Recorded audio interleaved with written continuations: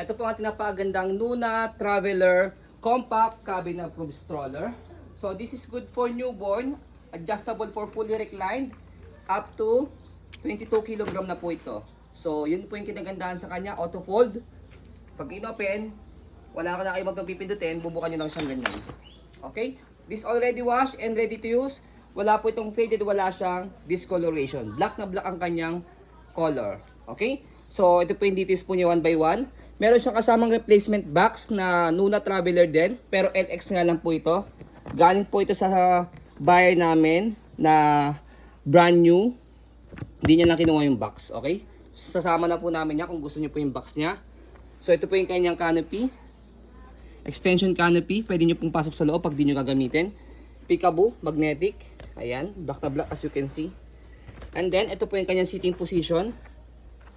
Ayan. As you can see, meron siyang airways dito. Later on, papakita natin sa likod siya. 5-point harness. Wala po siyang putol. And then, magnetic na po yung kanyang belt lock. Ayan. Okay. So, leg rest, adjustable. Pwede nyo po siyang ibaba. Wait lang muna. Pagka nakaupo. As ko na dyan, ano ka lang. Pagka nakahiga, angat nyo lang po siya. And then, higa natin dito sa likod. Ayan. Flat siya. Okay. Front handle. Ayan. Okay siya. Wait na. And then, press nyo po dito, left or right. Kapag kalalagay, tatanggalin si baby. Okay. And then, next natin is yung kanyang footrest. Tapakan na paa.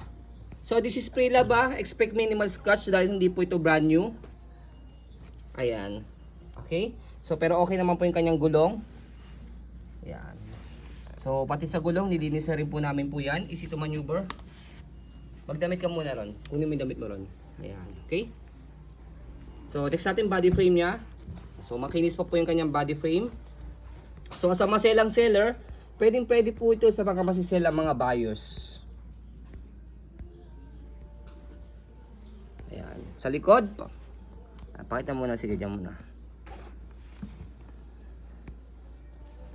Ayan. Okay, sa likod, ayan, pakita natin yung kanyang gulong. Okay na okay din yung kanyang gulong, makapal po yan. Stopper, naka-cable na po siya rito, para isang tapak lang. Ayan. Basket, malaki din po siya. And then, meron siya ritong shoulder carry. Ito po yung kanyang likuran. Sinasabi ko kanina, meron siyang airways dito. Pwede nyo siyang i-open na ganyan. And then sa likod, sa pag-adjust po siya sa kanya, pag gusto niyo po siya iupo, atake niyo lang po siya pataas. Pag gusto niyo po siya semi-recline sa kalahati, pag gusto niyo po siya ihiga sa pinakasagad. Ayan. Okay? Next natin sa kabilang side ng body frame. Ayan na.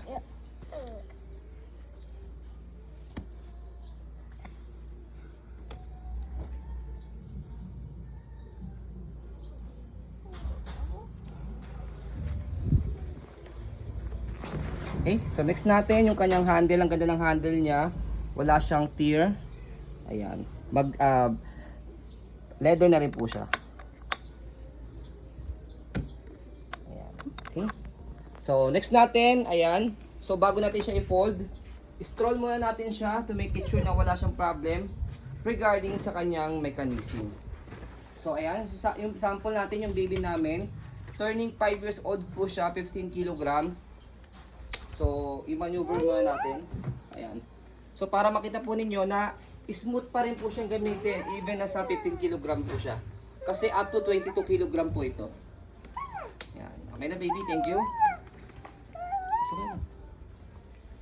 Okay. So, next natin sa pag-fold po sa kanya. Sa katulad ng ginawa natin kanina, slide and press yung ilalim, tapos fold lang pa siya paharap.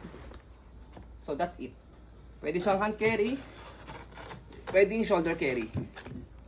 Okay? Sa pag-open, wala kayong mapipinditin, bubukan nyo lang siya. Yun na yun. Okay?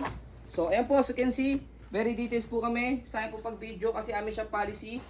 No refund, no exchange. What you see is what you get. So yun po, maraming salamat. Have a nice day and God bless po.